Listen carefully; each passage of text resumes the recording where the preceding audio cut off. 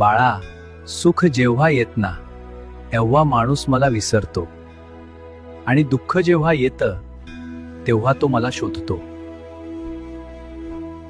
पण तू दोन्ही माझ्यावर सोडलंस म्हणून तू वेगळा आहेस. सुख आलं तर अहंकार वाढू देणार नाही, दुःख आलं तर मन तुटू देणार नाही. ही जबाबदारी आता तर माझी. तुला वाटतं सगळं तुझ्या हातात आहे, पण खरं सांगू, तू फक्त प्रयत्न करतोस, परिणाम मी ठरवतो. कधी आनंद देऊन शिकवतो, कधी वेदना देऊन घडवतो. तुझ्या आयुष्यात जे घडतंय ते शिक्षा नाही, ती तयारी आहे. तू फक्त विश्वास ठेवे आणि मागे वळून पाहू नकोस. तुझं सुख माझ्या कृपेने फुलेल आणि तू दुःख माझ्या छायेत शांत होईल. कारण जे स्वतःला माझ्याकडे सोपवतात